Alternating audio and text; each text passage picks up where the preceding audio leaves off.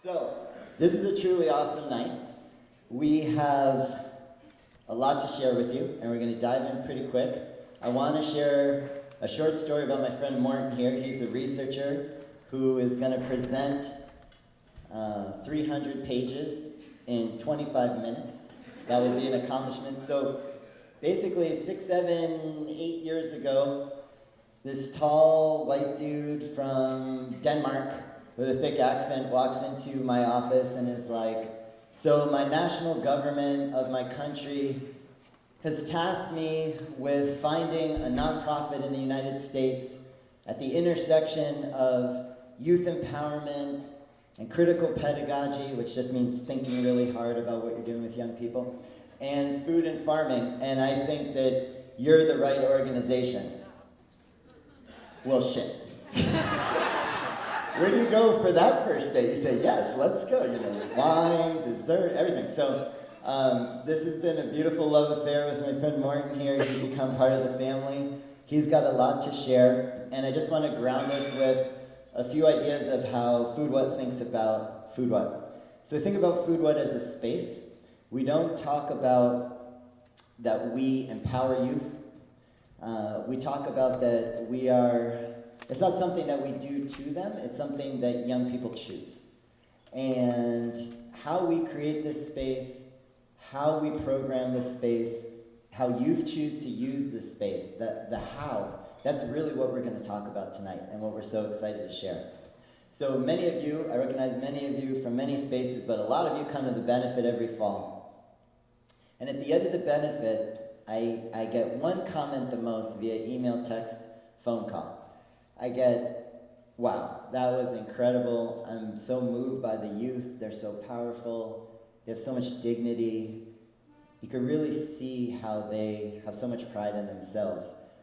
What I don't quite understand is what was the journey to that place. And that place is also in motion, right? It's not a fixed place. So really that's what tonight is about. It's a little bit about the how. We're going to unpack a little bit of the study. Tonight is a celebration. It's a celebration for our community that we have this proven model to draw from. It's a celebration for Food What to have this rich 300-page confirmation of what we're doing and its utility.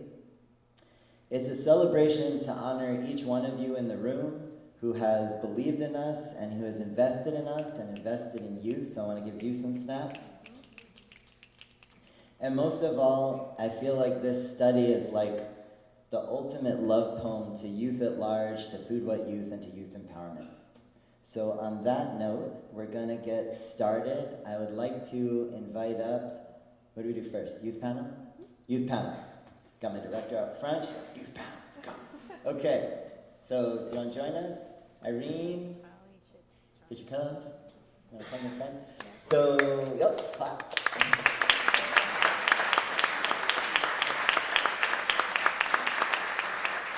What we're going to do tonight, while Irene is joining us, is we're going to start with a youth panel to really give context to what we're going to talk about. Then Morton is going to center us with some of the research. I'm going to share some thoughts and some context, and then we'll have about 10 or 15 minutes at the end for question and answer. So whatever you've been wondering about Food What, this is the opportunity. In real time, we'll have the whole staff and some alumni. So, out of curiosity, can you hear us if we don't use the mic? Yeah. How about in the back? Yeah. Anybody know? Do you have any no's? Can you hear me? What are you eating? All right, so for the youth panel, we're going to go mic-less, and if you need a mic, let us know, and we'll come back to it, okay?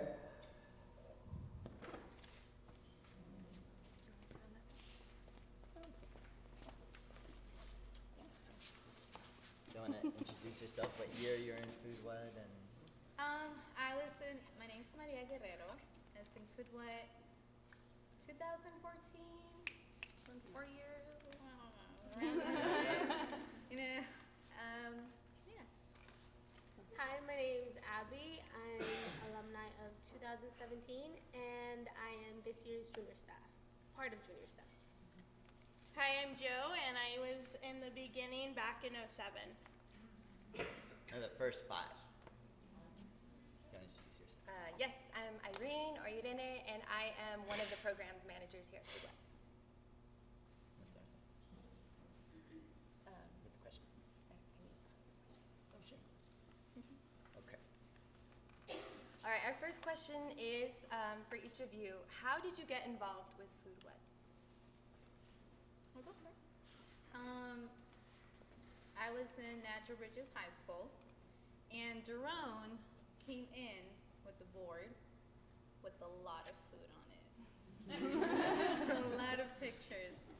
So that I love food. Automatically I said yes.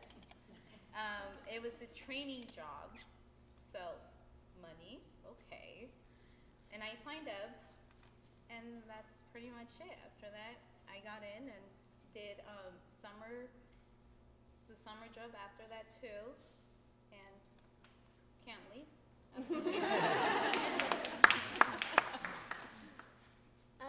I was introduced to Food What a long time before I even became a teen, because both of my older siblings were part of Food What, so they would always talk about Food What, go up to the farm, and I'd always want to tag along, but I was too young, so I just like waited for my turn until one day Irene came into my classroom with a bucket full of, what were they? Mandarin. Yeah, mandarin. So we were just all like eating them as she was talking, and as soon as she handed me the slip to sign in, I wrote my name. I think, one of the first ones that was like, sign me up. And I was going to Costa Noa at the time, and I had a job actually at the boardwalk. And we used to have a teen center downtown Santa Cruz. No, this was, 12 years ago. And so Jerome was there, like, and they're having a job fair in the teen center. And Jerome was there, like, making food, like, at his table. And of course, I just, like, beelined, right? I'm like, I don't need anything else. And so I started talking to Joan, and it was really like, I was like, yes, this is what I want to do almost instantly. And of course, he was talking about, free food, and that we were going to be cooking and making meals. And I was like, sign me up. And like, in like 2 weeks, we had started meeting after that. How do you explain Food What to someone who doesn't know what it is? Food What to me is a youth empowerment program. And food, it's also a place to feel safe and to be completely yourself.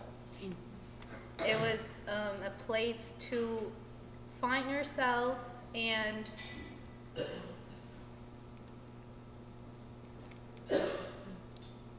be yourself. Yes. I would describe Food What as like a unique place, honestly. I've been to a lot of clubs all over the place, trying to find like a place where my voice could be heard.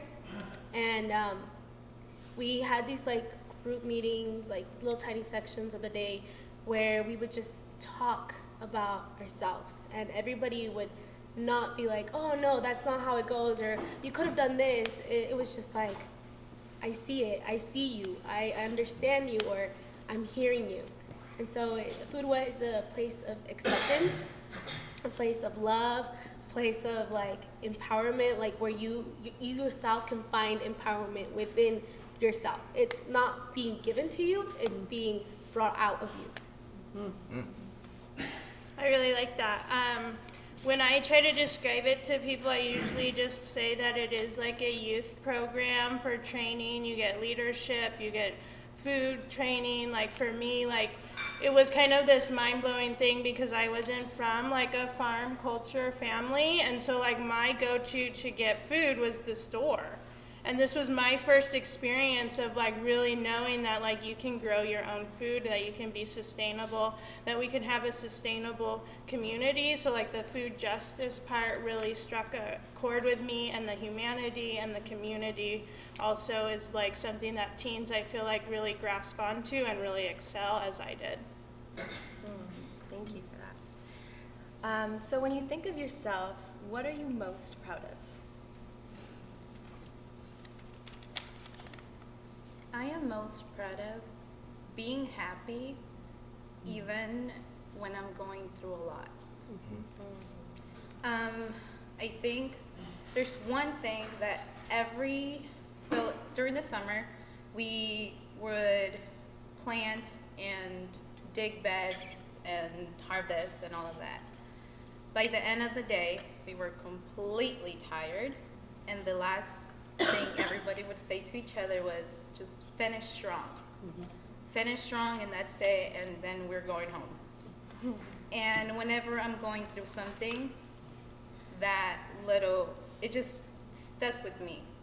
And I tell that to myself every single time, and I finish strong, and I keep going no matter what.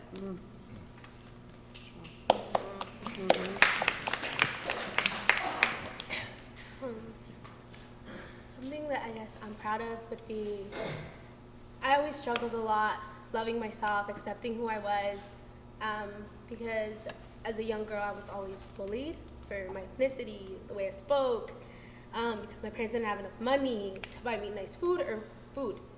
So it crept up on me, just like being able to like love myself, just being like, I am who I am, and that's okay, you know, and not having to like look around and be like, I have to look like her, or I have to look like this person to be accepted or loved.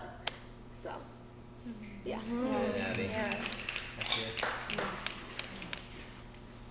So when I heard this question, it was actually interesting because it was like, what should I talk about, right? Because not to be prideful, but there's just so many things. And, it's just because I've come really full circle. So I'm graduating Cabrillo College. I'm walking on Friday. So that was like super exciting for me, and like I really had to keep coming back to my education. So like part of it's just that perseverance of like not giving up on myself.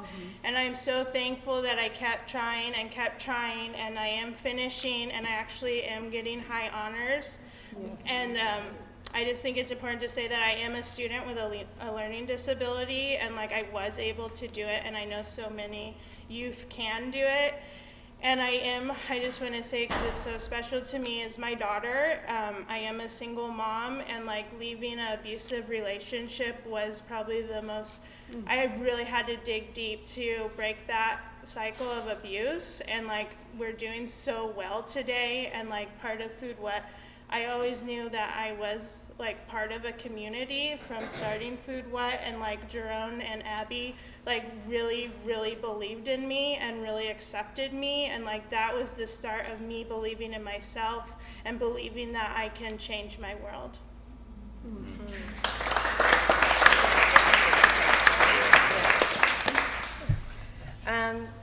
So thank you for those answers. Those are powerful.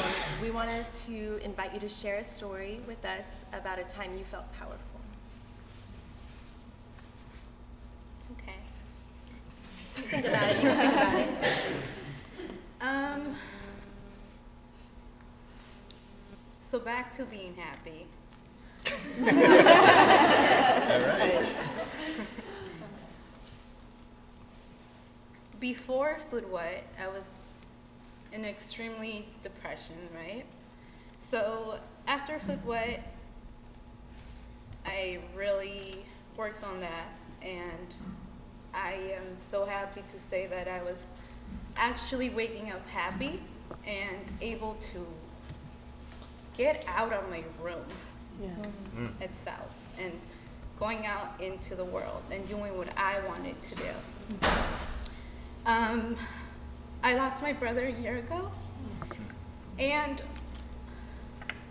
really taking all that I have learned from Food What and working from that with myself and making it more than what I have learned. The time that I felt most powerful was when I felt the most vulnerable in my life, and I could still say that I am going to finish strong. And I'm not going to let anything just let me break and fall from everything I had worked for. Yeah.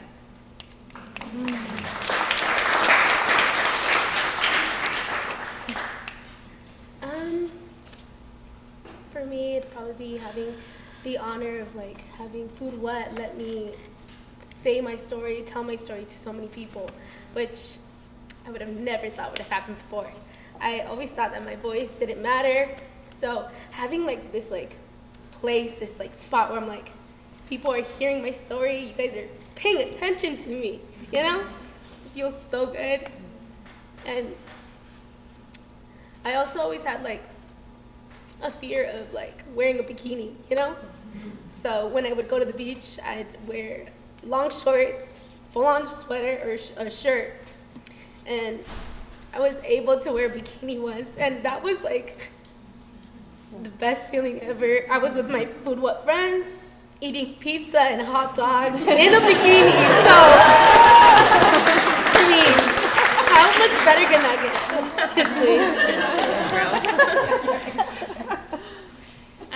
Yeah, just to go deeper into something that I feel powerful about, just to be real right now. I did struggle with a drug addiction for 11 years, and this coming week, next week, I'll actually have 6 years clean. And so I got clean in May of 2013, and that took a lot of power, and I've been able to find more community. Like, I feel like for me, it's just reaching out and finding more support and really knowing that I'm not alone. And I feel like Food What was that initial, that I knew that I was no longer alone, and that I really had that, you know, bigger family in this community.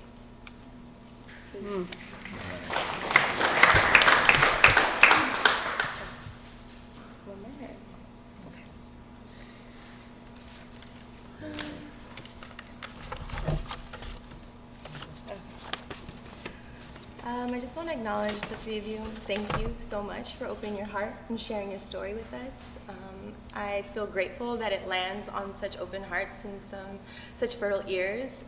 You truly are surrounded by a supportive community, and I look around the room and I see so many layers of community, right? And that's what we do. That's how we show up. And in my role, I've had the very, very special privilege of, through our relationships, getting to witness the young people that I've worked with in these amazing moments, these moments where young people step courageously into what it feels like to be in their power, to remember their greatness.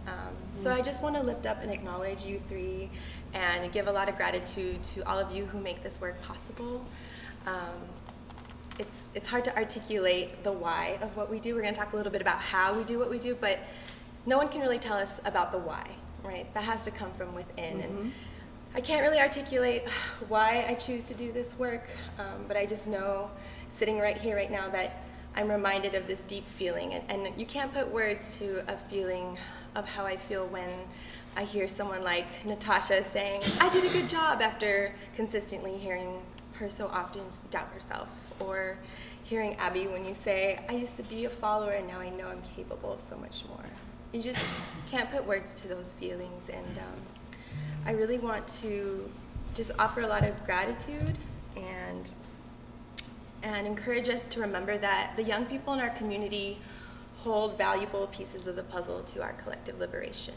And when I show up every day, I'm reminded of the very unique opportunity and privilege and responsibility that I have to show up each and every day for every single teen and young adult that comes through Food What doors, to show up with the utmost respect, love, and trust.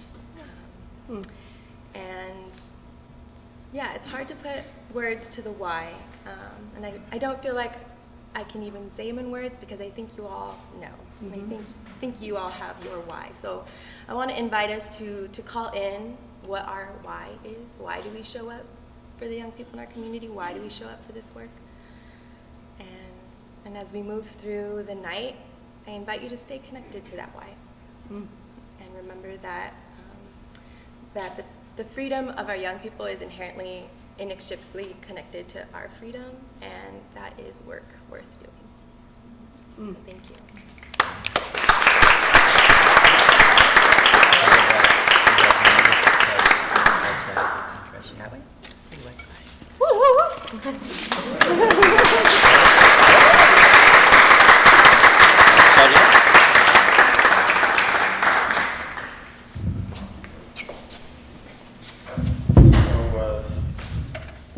I think I need this to be able to move my body a little bit. So if anybody in the back row cannot hear what I say, raise your hand. Okay, great.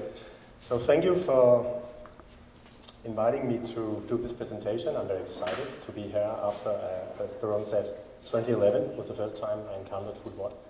And today I prepared a little presentation of, as Daron said, boiled the 300 pages down to 5 slides in 25 minutes. And my intention is to let you through some of the main findings. My personal background is that I come from Denmark. I'm an educational researcher. I'm a social anthropologist. And actually, though the PhD is a recent thing, I have been privileged to do at a mature age. I'm in the mid-50s. So this is crazy, but it's wonderful. I have actually 20 years of experience in the field of food and food-based education, and have a very big interest in experimenting, exploring, and developing new ways of using food, farming, gardening as a resource in our education system, and have had a large role to play in different national government-funded based programs in Denmark. And food and farming as the vehicles for change. And so the applied relevance of the study is actually what we call a burning platform in the Danish society, in the Danish education system. We talk about it as a motivation crisis. We have about 20% of the youth that come out of our public schools who have lost any joy of learning. They are not actually capable of entering secondary education. So we really have a problem. And we have, especially when it comes to immigrant and refugee youth, we have another thing added to that with helping them to become citizens in our society and motivating them to take part in democracy, especially the boys. So there's something that really pushes us to look for new solutions. So standing here where I am today is also exciting for me because now we close the book, study's over, but it continues in the sense that in Denmark I'm about to gather a national kind of collective of different organizations, municipalities, food. We don't have a food justice movement in Denmark, but we have food sovereignty organizations. We have organic farming movements. La Via Campesina has a Danish branch. And they all got together and got very fascinated by my idea to actually try to make a food-inspired program in different municipalities. So that would be a continuous effort to actually test this model out in a Danish society. So the scientific relevance, because this is a PhD project, it's about changing something, but it's also about creating new knowledge, new scientific knowledge. Part of it stems from the big literature search I did prior to commencing this study, so of course I had to check how has this area been studied before, by whom, with which theories, with what results and discussions and so on. And I found that, to my surprise actually, that there was very little concrete research in the specific area of non-profits working with youth empowerment, food and social justice in that combination. So that points to a scientific relevance necessity of actually doing studies like this. So I hope this will be followed by others who can actually enter into discussion about the scientific relevance of programs like this. So change please. So my questions, I will read them off and then I will tell you a little bit how I work with them. The first overall question is, how can a food systems and farming-based pedagogical practice function as an educational framework for supporting critical reflexivity, agency, identity formation, and learning among structurally disadvantaged youth? So that's a big, would you call it $1 million question? I don't know. It's kind of, it's what I really, it's everything in that question. And of course, it's too complex and too big to answer in one. So I had to divide it up into sub-questions. And they are, the first one is, what is the ostensible impact of the specific farming framework? Which is interesting because what is it that makes food and farming different from others? So I'm not doing other studies, I can only say something about this, but it is a question that is relevant to put, I would say. How is it made interesting? How is it made relevant? And then there's a pedagogical perspective, so a staff perspective, which is about what characterizes the staff perspective. What values, choices, and strategies do staff build their practice work on, and how do they learn as professionals in this program? And the second one is the learning perspective, which is the youth perspective. So what is it that characterizes the youth perspective? And those words I have here, they are very much informed by the area that I would like to make this study a contribution to, which is, Daron said it, it's critical pedagogy, it's educational anthropology, and it's critical youth studies. So it's the area where I actually feel, so to say, at home, or I would like to be a scholar that contributes to the ongoing knowledge base in that field. So it's critical reflexivity, agency, and identity formation. And I will return to those concepts because there's something interesting to say about them. So my methods as a social anthropologist, I do not just make questionnaires, I actually need my data first-hand experience. So I would stay with the people I would like to understand, hopefully get accepted, and play a social role like everybody else in the field. And that was actually my main strategy as an anthropologist. So I did an ethnographic case study. I was able to follow the program throughout actually 1 year, in a 3-year period. So it's actually a lot of time I've spent working in the field. Feeling, like Maria said, the hardship in the body and actually succeeding and so on and so on. And then, of course, talk with people informally and formally. So I've been doing a lot of interviews, 8 with staff and actually 39 with a cohort of 9 youth. So it's actually approximately half of the youth in the summer program the year I was there, I was talking to after I invited them and they decided, yes, I would like to take part in this study. And I just counted, it's actually more than 700 pages of interviews I have. So you can imagine it's been quite a job to get where I am now. And because I'm so interested in actually seeing what are the long-term impacts, because I can tell you after the first 3/4 of a year, there was very profound changes happening. So my curiosity was, of course, does this last? And what happens in a longer time perspective?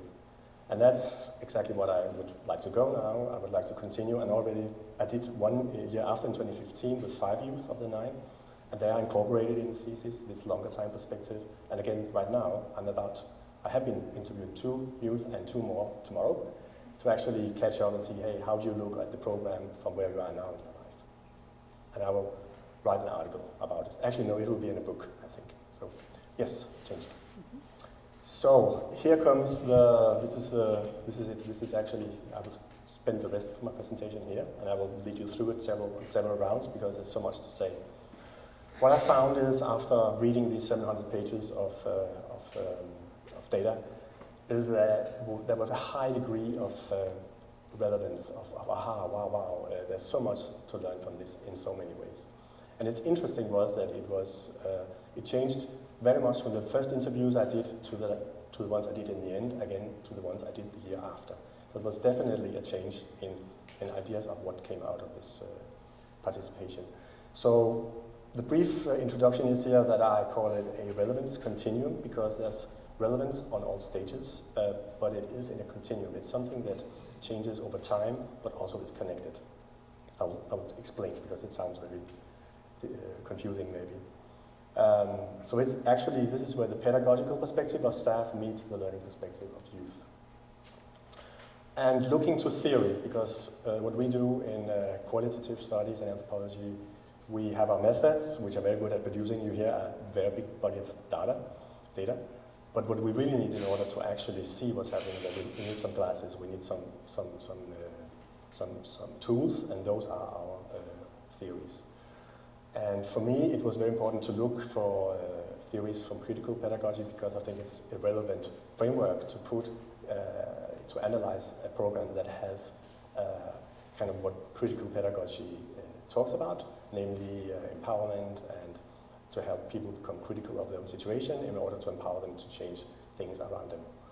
So I chose a very old discussion or framework in critical pedagogy that divides education and learning into 3 different areas. And those are instrumental pedagogy, communicative pedagogy, and emancipatory pedagogy and learning. And starting from the beginning, it was actually what led me to this was that when I read the interviews, there was a clear pattern in the data, and it was about that all the youth with very different content, but they all talked about this is so much different from what I expected. It's totally different. from what I expected. So what this very big element of surprise in what the youth told me. And what they told me about was also like, we hear the wonderful stories here. I try to condense them. What I found in my material was exactly some of these stories. It was stories about refinding a joy with your body. It was a story about finding a new identity as when it comes to sexual identity or gender identity. It was about refinding a motivation to actually engage in school and education. It was stories about eating differently. Almost everybody could tell me how differently they were eating now. Radical diet change could be a phrase of that. And so on.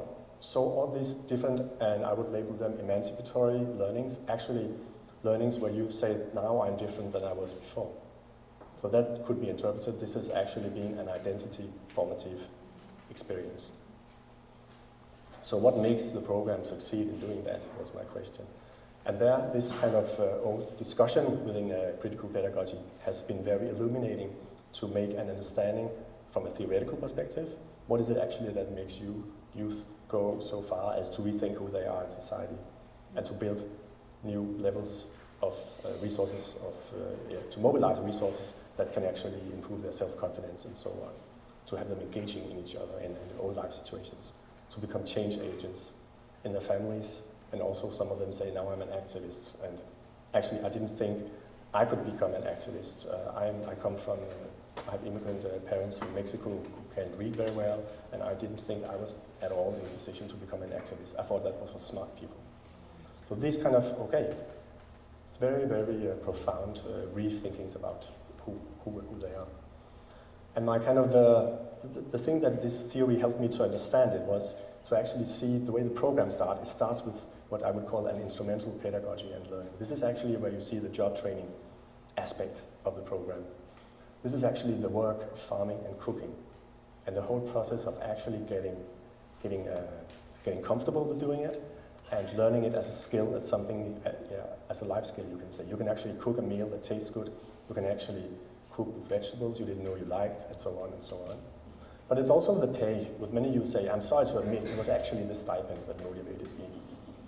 And it's fine. I mean, it's a totally legit reason to apply for a program. Then I could get credits, so that I could finish my high school, then I could get a resume, so that I could get my next job. These are instrumental perks that are totally legit. But the thing is, the program is so much more than that. And then you say, I can say the next element of the next form of pedagogy that is practiced is a communicative one, which is where this is about dialogue, this is about actually reflection. Why do we do the way we do? And how do we communicate with each other as professionals, and so on and so on. So there are all these kind of things that youth learn within the program that starts with connecting it so much to the job training dimension. And then it's slowly, because it's so, what happens in the instrumental is that youth actually build friendships, they build relationships with each other, with staff, and they find out this is actually something that gives me a very big degree of success in everyday. So it actually helps them to think, hey, I'm actually capable of something that is hard, but I can do it, and I am part of a community where we help each other, which is a very supportive element in itself. So the communicative thing is very much about this, both the professional communication, but to a higher and higher degree about who am I, and what am I struggling with, and can I share this with somebody, and so on and so on. So it doesn't come from one day to the other, and the point is, from my analytical perspective, it's a very wise thing that the program takes its time to actually build this pedagogy that is emancipatory, but it doesn't start there. It starts with something that is kind of, I have called it, it's predictable. I mean, it's transparent, it's something that is communicated all the time, it's something where expectations that are expected, like we are expected to be in time, if not they communicate, so it's pretty, you say, it's actually things that you struggle to do, but it's actually something that's accepted as a challenge. And then it's also, I would say, the foundations for actually succeeding in establishing a safe space. It's not something that is on a poster on a wall. I don't think even it's said by staff that it's a safe space. It just slowly emerges through what's happening in the program. And then youth in the end tell me, I experienced this as a safe space. And as a researcher, that's interesting because there's a lot of critical analysis of safe space as something that is more rhetoric than practice. So this is, for me, also an interesting story that is actually possible to create a safe space if you give it time, if you create the right framework around it. So what is interesting here from a theoretical perspective is that, I said this was actually a note discussion within critical pedagogy, it is that you never see the same forms of pedagogy and learning in the same educational context. It's either reproductive or change. So it's either something that reproduces things in society, creates stability and so on, or it is something that changes society, politically engaging in social movements and so on. You don't find the same patterns or approaches to learning in the same program or in the same educational context, which is proven not true. Because I would say this is actually what is very interesting also for me to write about at a later stage. Actually, I have begun to write an article about this. It's so interesting that the way you can actually build on something that is instrumental and creates this security, this predictability, this courage and trust among youth actually slowly to move in the direction of emancipation and life-changing. Little change for next one. So just to show you a little bit how I've been working with the data, this is just an example that actually builds to the argument I just put before. It's those two big areas of things in my data that are related to either food or voice. And when I start looking at food, this is also built to my question of what is it that makes food and farming relevant as a vehicle, as a driver for learning in the program. It is actually the way farming and cooking and eating is a very embodied learning experience. And it's, if you see a nutrition class in high school, it's typically theory, it's typically cognitive, it's typical something about nutrients and so on. And then you must individually decide to live by those rules. This is very interesting because this is actually creating a community around how to actually do this, how to actually cook food differently and eat it and so on and so on. And the thing is, the way youth learn about these things is also because the instrumental element. It's because when you come to the farm in the morning and you have not had breakfast and you don't drink water, you can't work, you can't perform in the field. You will actually be reminded of that you need to do something. So it's, you can say it's the embodied way of understanding nutrition and understanding how to take care of your body. So it's also a lot of clear pattern how youth talk about this very strenuous experience of working, but also growing physically stronger and mentally stronger at the same time. Then it's interesting part of it is a social meal. If you look at youth in Denmark as in the US, it's very normal that youth we call it grassing. They eat on the way wherever it's possible, fast food and so on, and they never eat it as a communal meal.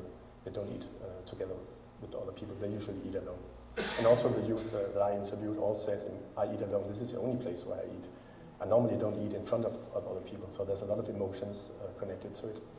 And then suddenly to come to the program and experience a communal eating space that is positive, that is inviting, where you actually get to build the friendships that you are having in the other activities in the program. It's a very productive space. And then of course there are the workshops that again builds a level up upon us. Why? So it builds the why we do organic farming, why do we talk about social and food justice in this context, and what are your own stories, your own backgrounds, your own family backgrounds and so on. And they suddenly become interesting in a wider perspective because you suddenly now experience they're not alone. There are others who have the same backgrounds, have the same struggles and so on.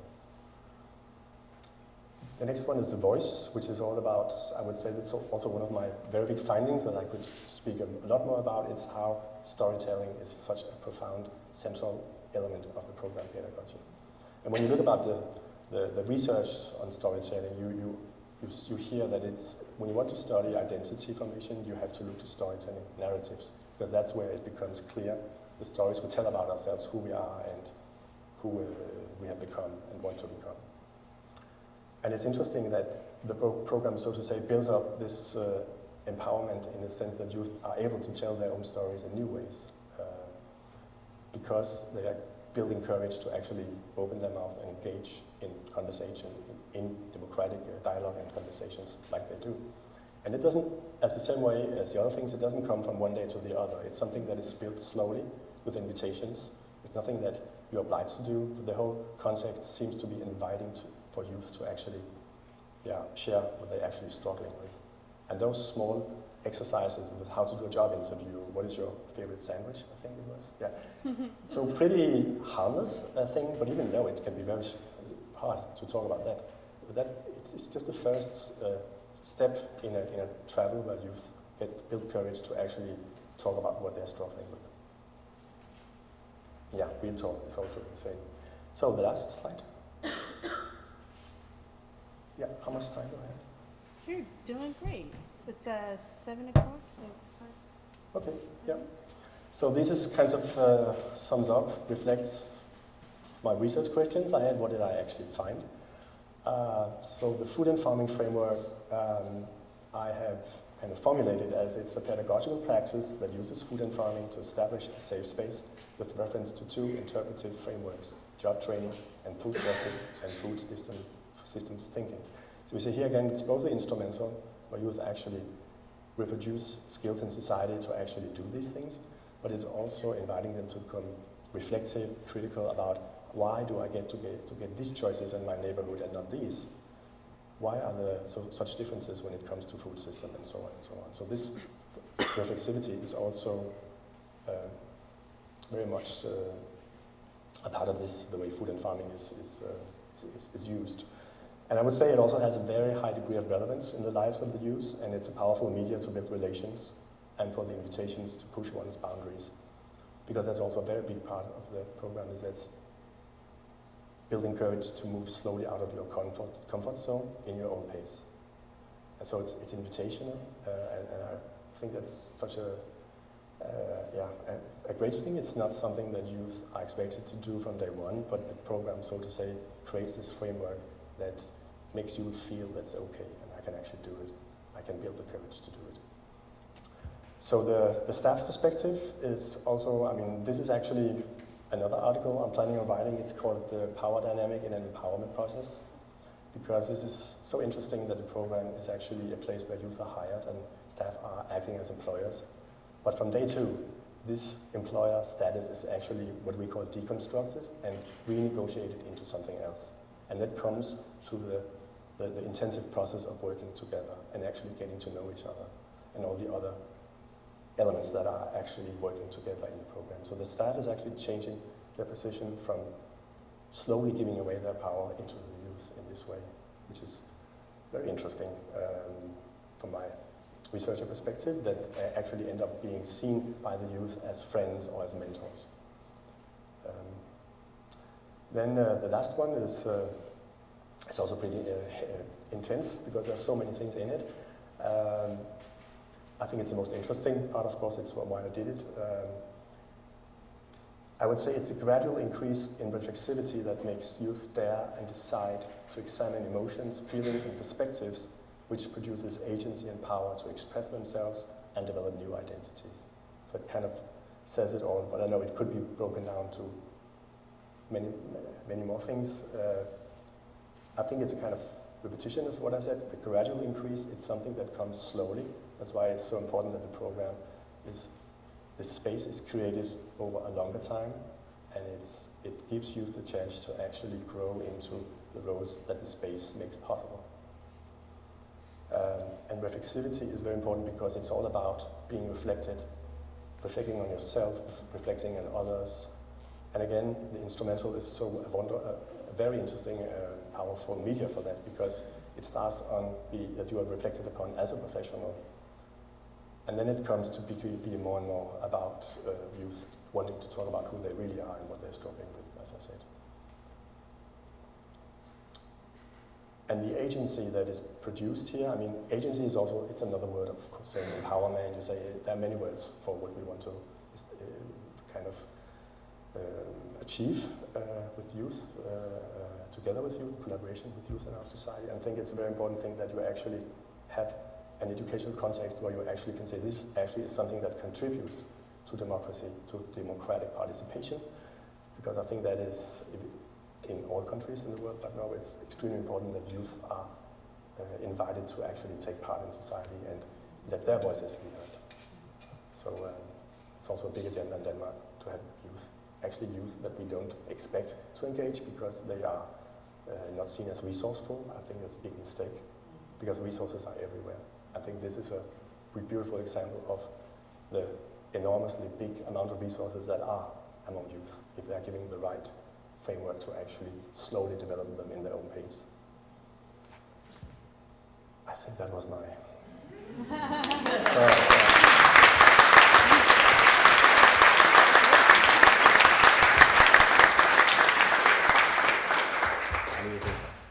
Take a drink.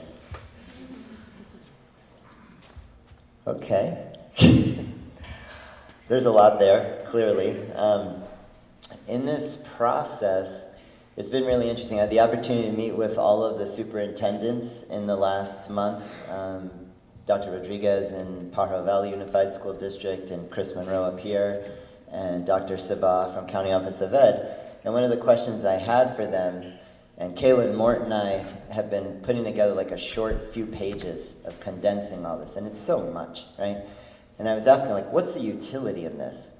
And so I just want to share with you, it's really interesting that tomorrow we're doing the same event again in Watsonville, and all the superintendents are coming, and Dr. Rodriguez is bringing her whole cabinet. A lot of the Watsonville City Council members will be there, like we have Santa Cruz Council members here tonight.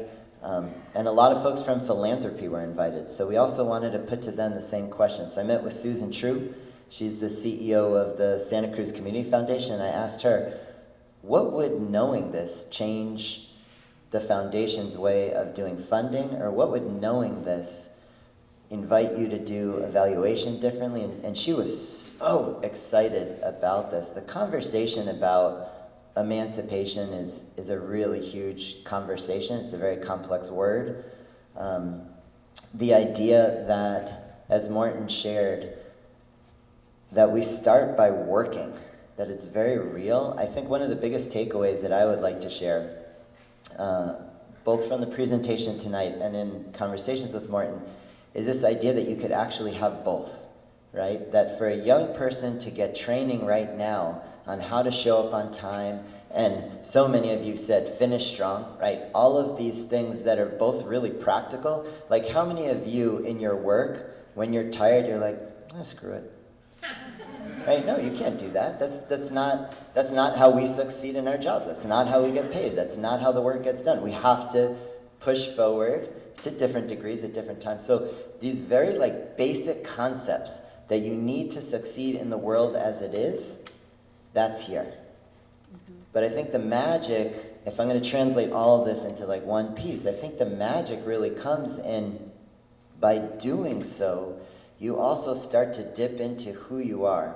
When I heard the three of you speak, I heard so much about discovering how amazing you were, and all these societal or individual or traumas that have happened to you, or substances, or anything that's happened to you that's put up those roadblocks.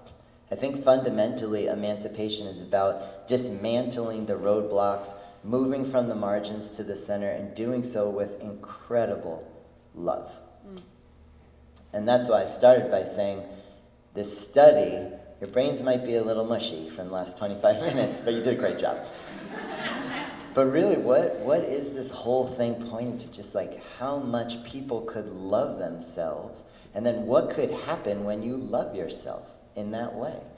And that's the part that keeps me personally coming to Food What every day, is I want to work with young people to make sure that they're okay today, but we got to change this world. And we can. And that's what the emancipatory piece is dreaming about the world that each one of us want to live in. And even if we have slightly different visions, there's space enough for all of our visions. We need a place to practice it. We need each other. We need to hear each other. That's a lot of what I hear in Morton's research, is that the story, the talking. I think, Abby, you said it well. You spoke directly to everybody, and you're like, you all are listening to me. How amazing does it feel to be listened to? How hard is it to listen? How hard is it to sometimes have that patience or that quiet? Yet, it can happen, and that's what happens. So I would like to invite up our whole team. Y'all in the back, come on up. Welcome up too.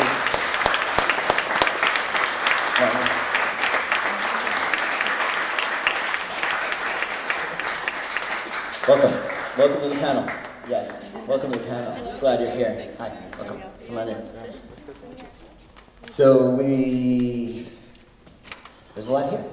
And this is a rare opportunity. You know, our benefit is come and hear and listen and hold space and bear witness and mirror and reflect and eat and be nourished and celebrate. And this is a rare moment where we have the time and the space to open it up for any questions, really anything you want. So we have 5 or 10 minutes, and we have a lot of questions. So we'll start here, we'll go here, and Kayla is going to repeat the questions. Oh, okay, good. Hi y'all, this is beautiful, this is so cool. My name's Sandy, and I've met some of you in various work that I do. I have a quick comment I want to make before I ask the question. So I used to work at a farm that some of you, I know at least one of you, Joe, came to Swanton Berry Farm when you were in the program. And I remember I was doing farm tours. We tours for like 1,000 people a year. Many people came. And I remember thinking, okay, this student group Jerome called. And I remember thinking, all right, high school students, and so I'm going to keep it basic. And they're not going to challenge me too much. I really thought that. I mean, how ridiculous. I think it was you who asked some of the, like, immediately challenged me. So I gave the full rap and everything. Oh yeah, we do this and that. Sustainable, organic, union labor. And you asked me, what does that really mean? What is fair about this for the workers? And I remember thinking, wow, nobody ever asks that. People come through all the day. They want to know everything. But it was amazing. I learned so much from that day, and I will never forget it. And then I remember working with you all in the fields out in front of, I used to live up there, freewheeling. So I just had to say that. And now my question for you all, I love it that the primary focus here has been in your work about, you know, kind of the identity and agency and space that is created for you all to find your voice. And I'm also a food and farming researcher, so I want to know, just anybody who wants to talk about this, what changed for you in your experience here to think critically about our food and farming system? We live in this really rich agricultural region. You know, what does food justice mean in the salad bowl here? We produce all this food. We have a lot of located workers. I won't lead the question. What changed for you? What do you guys think needs to happen in our food and farming system to make it more just for people who do the work? Okay, I'm gonna try to repeat that for everyone who couldn't. I think I got this. I started writing. Question is why you don't have to hear me. That was better? Yeah, so I guess way I could answer that question would be my parents and, well, my grandparents, they have we lived in Mexico, so they have a spot of land, and my parents used to work in that land, so to provide for us. And they moved here for a better future for us and their kids, and they're working in the fields, and I guess what really brought me to like farming was just like always like hearing this like their talk about the fields and how hard it is and how much they're getting paid and the struggle that they have to go every day, waking up super early just to go into the colds, and then coming home like, all dirty and just tired and wanting to go to sleep. But yet my mom cooks, they clean, they prepare us, you know? So it got me thinking like, what can I do? Like what can I, how can I learn without asking them? Because they really don't understand everything, every like thing in detail. So I kind of had to like find a way to teach myself, and like this was like a community that I could see was like so invested in teaching us about like agricultural and like how to sustain ourselves. So it was that like really brought me into the community of food. Yeah. I'd like to add on to that. So In 2012, there was a young woman in the program, and she lived with her mom and a few brothers, and they were homeless, living in a car, and she was a farm worker. And this young woman did the whole Food What program. And at the end of the summer, we have a dinner, and the youth are invited to bring a few people from their circle, friends, family, boyfriends, girlfriends, you know.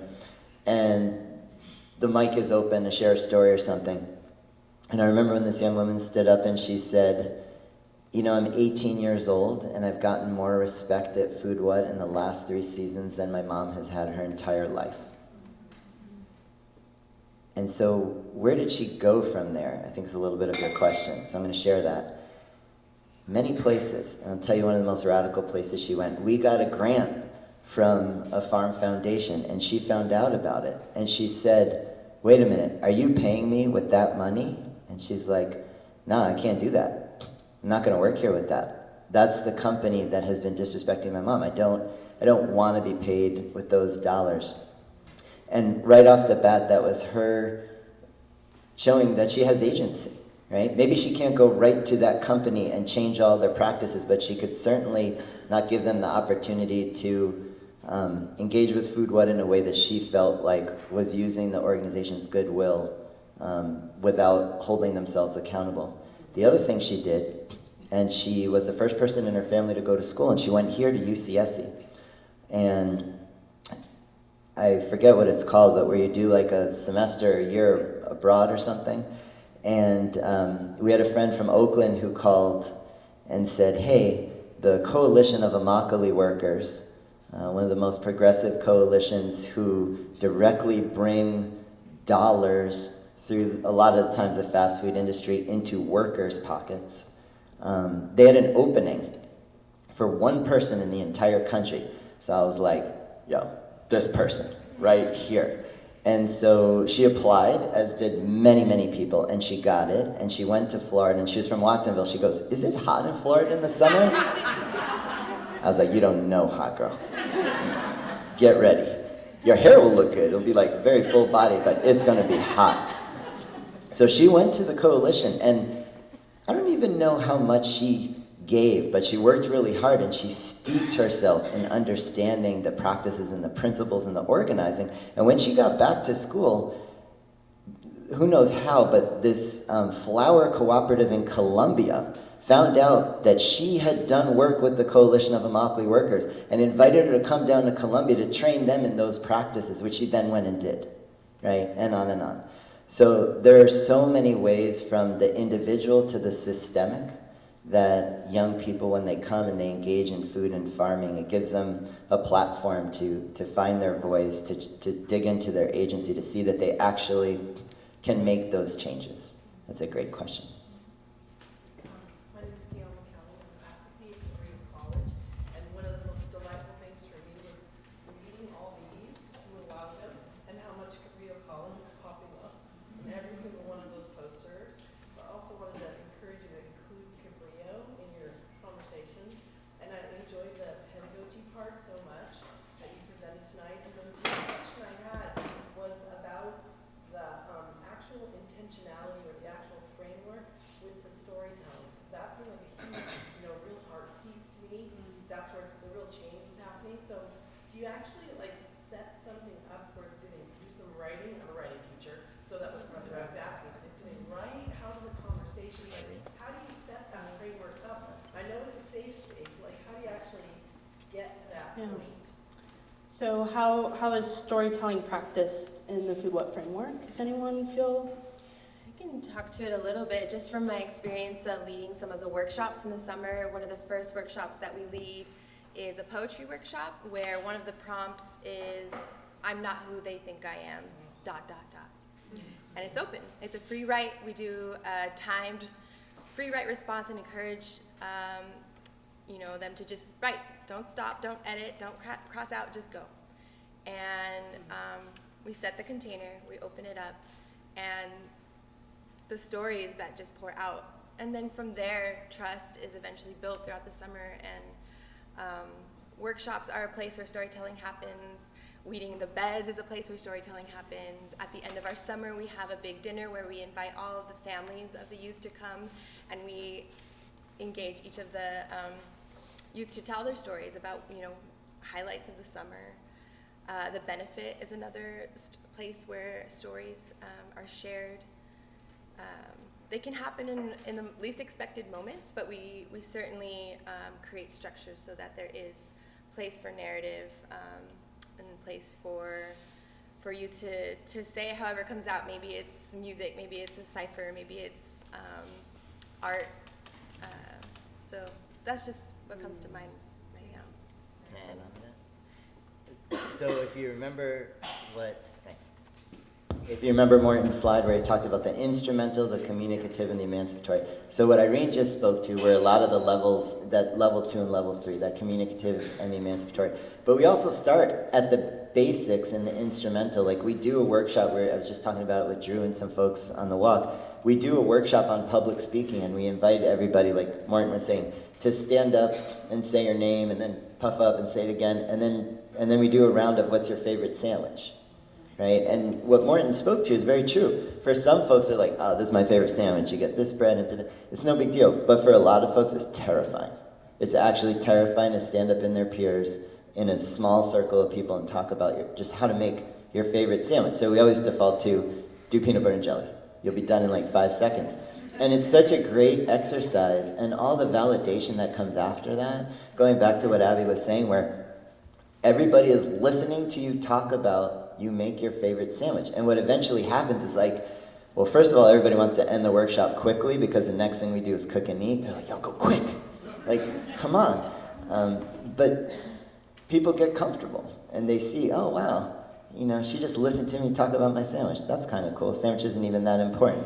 Maybe next time I'll talk about something that's important. So that's why what has been so useful to us as a team with Morton's study is really to have somebody reflect back what we're doing and put a lot of language and context and frameworks around it. Helps us dig into those pieces better and be able to answer those questions to decide, okay, where are we engaging storytelling in that instrumental, right? Or in those next stages. So the poetry probably comes a little bit later.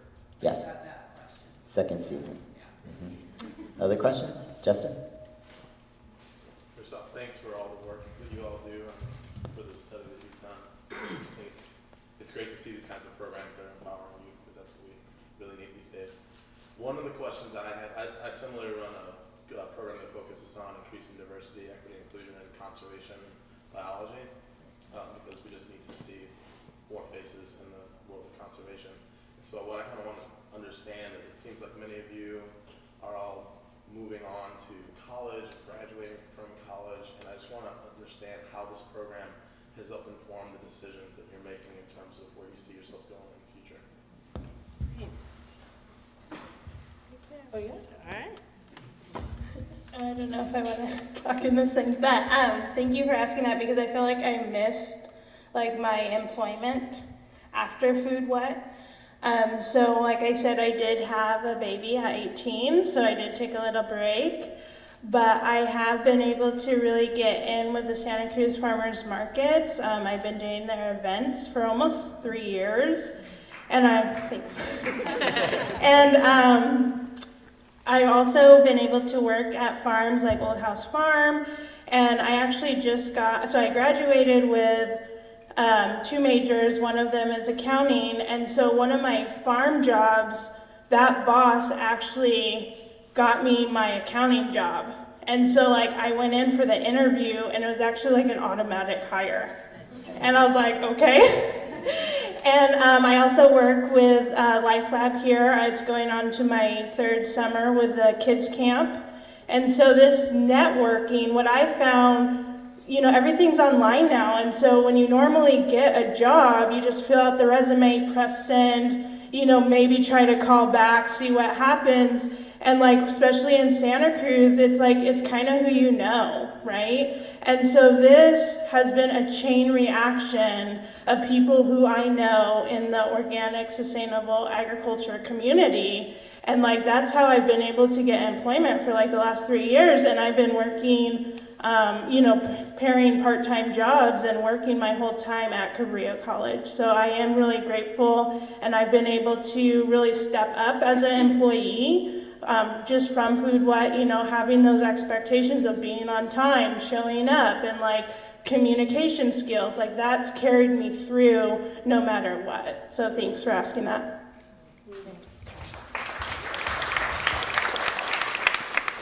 Carolyn.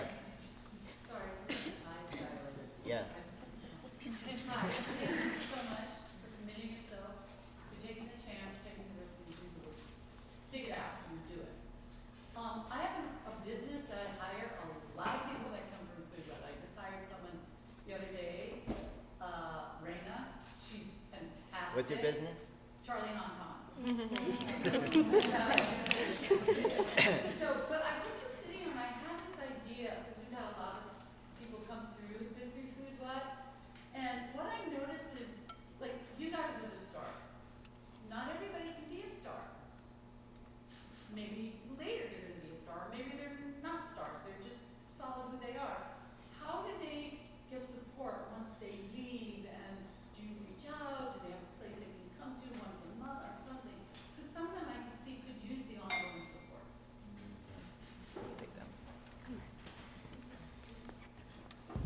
Yeah, that's a great question, Carolyn. Something that I met with a funder once, and he's like, okay, well, what happens to the youth who like fall, right? And I think it's important to look at what tools do they have when they fall, right? Even when I hear Maria's story about the challenge with her brother, right? That is a perfect opportunity to go backwards. That is a perfect opportunity to crumble. There's all the excuses right there at your fingertips, and yet she chose not to go that way. Now, some of the youth who move through Food What, they do go that way, and then it's interesting to check in with them when we see them back on the upswing, like what was the turning point, right?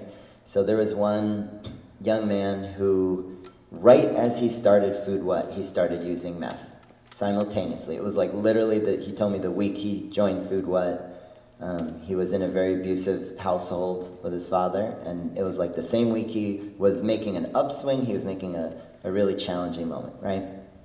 He went through Food What, he was working really hard to get clean, and after Food What, he ended up in juvie hall. And he came back to Food What to take a walk around the farm, and he said to me, I'm not where I want to be. I know what I have to do to get there. I'm not there right now. He's like, basically, I need a job. That's the only thing that keeps me clean. So we talked, we strategized, we talked networking. But what he said, which was so interesting, he said, when I was in the hall, a bunch of dudes jumped me. So all of us got put in solitary, in our own space. And he said, that's a space that would have broken me. Except I was able to do the breathing exercises that we practiced all summer on the farm, right? So that's an example of someone in that life trajectory who's using the tools that they learned to make the incremental steps that they're ready for. And I would argue that in that moment in the hall, he was actually experiencing emancipation. And in that moment, he had the opportunity in what could be argued as the least emancipatory space on the planet, being behind bars, to know what he's capable of, and then to keep trucking away, going up. And for him, it has been knocked down, back to drugs. Okay, job, girlfriend, very stable, and then back to drugs. But he's going like this, right?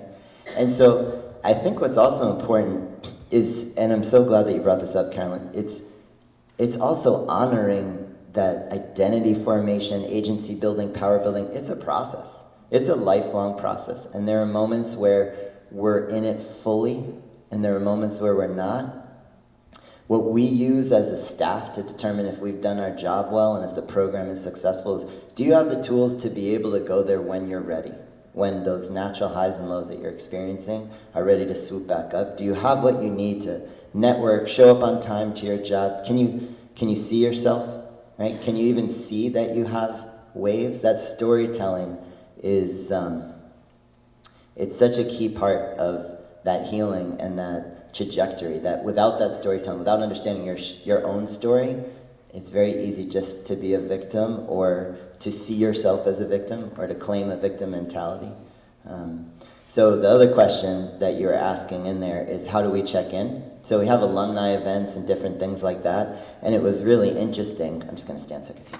It was really interesting that I think it was like 2 years ago, this guy who works at a local bakery in town, he showed up to our alumni reunion, and he only did the spring. He didn't do the spring and the summer and the fall. He only did the spring, which is 1 hour a week for 3 hours for 11 weeks, so 33 hours. And he came back, and he said, could I just sit with you and talk about my life? And I thought, that is a really huge marker of success that somebody, and this was years later, like I hadn't seen the dude, hadn't talked to him, didn't respond to texts for invitations and things, but he came back in his moment and he's like, I don't feel like I'm really living it. I don't think like I'm doing what I could be doing. Do you have any advice, or could I just take a walk? And what's interesting is, before he asked that, he dug a bunch of beds. He like physically got his body into some routine, and I think it helped him remember for a minute, oh yeah, right, good work, finish strong, all these things, right? So, and that's actually one of our biggest growth edges, is to figure out, Mariah, right here, has been working the last 2 years to understand, like, what's the utility of an alumni program? It is so difficult to get a good answer to that, because most of the answers are actually self-centered. They're like, so you stay in touch with people, which is centering you. And our organization really strives to center youth. So what do the youth need? And even there, it's very complicated to create programming that can meet so many diverse needs. But one last example, and then we'll close, is last fall, Hannah and her crew, she's over there, say what's up? They said that in the summer, they all bonded across the county, right? Because we have cohorts in Watsonville and cohorts in Santa Cruz, and in the summer, everybody's in a big pot of soup.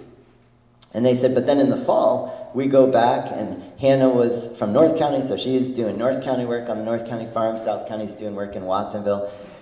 And they said, what if we just had a night where we all had dinner together? Exactly what you just said, right? It's almost too simple. And then we had to figure out all the logistics, and it got hard.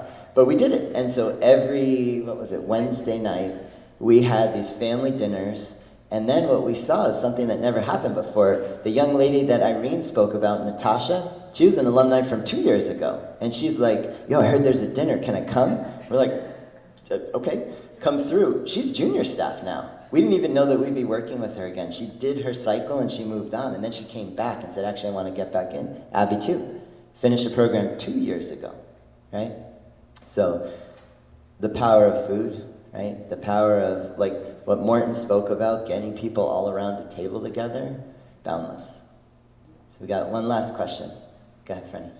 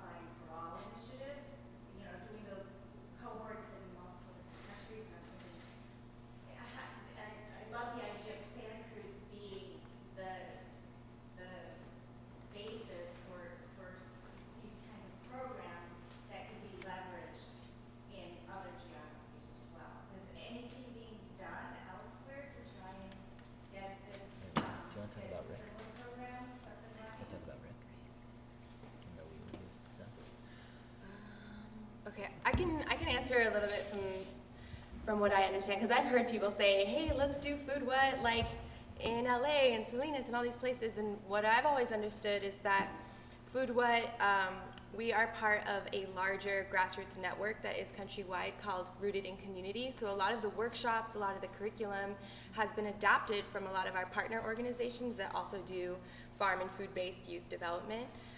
But it's unique, right? That we adapt the workshops based on the feedback that we've gotten and really, and it's very relevant to the particular experiences that the youth we serve have.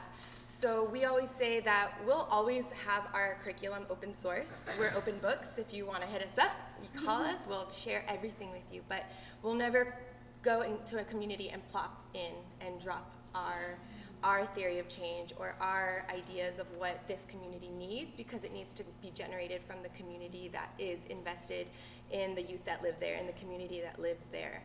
So I think what Morton has provided for us to kind of expose the DNA of what works and for us to start institutionalizing like our curriculum and expressing like what has been successful can be utilized in any community, in any country, anywhere in the world. But it's gonna look different. It's gonna be specific to the cultural needs and experiences and histories of whatever community it's in. So I brought up Rooted in Community because we are, every summer we take youth to a big youth summit that happens somewhere in the country. So next year we're going to Chicago, we've been to North Carolina, we've been to Detroit for the past 20 years. And so this is sort of a way that we stay in touch with what's going on in the country. Also, we do our regional youth summits that have for a long time been held at Pie Ranch, and this year will be in Oakland. So there are ways that we're building connections and those like neural pathways among ourselves, but I don't think Food What would ever like branch out and do the whole like corporate thing where we're going to open a branch here and a branch here, right? It has to be unique to the community that it serves. And I hope that answers that. It does, yeah. And Franny, some of the answer to that question is also tomorrow. Tomorrow, meeting with all of the superintendents, there's a real invitation to them, and Cabrillo, right? There's actually going to be a fair number of Cabrillo folks there tomorrow. There is an invitation to look at, is there a place for this pedagogy in the school districts? Like, we've always been asked, oh, could you do Food What in the school? Could you serve more youth? And we have a certain relationship to number of youth and depth.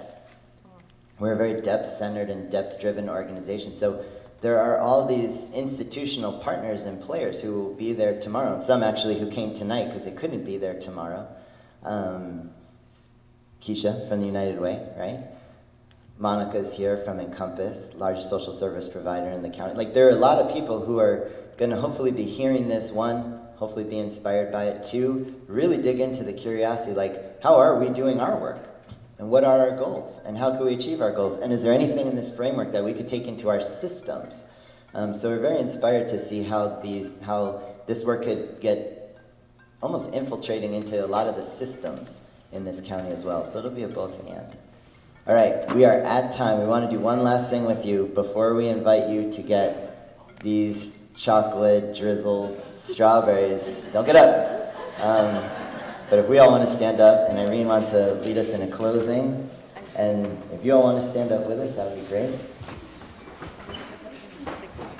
Oh, okay. So I was invited to guide us all in the Unity Clap, and the Unity Clap comes from the history of Filipino and Mexican migrant workers who were actually working in this area, and it starts with a slow clap. So we'll all begin a slow clap together, and then once we get a little bit faster, we'll all end it with one big cumulative clap.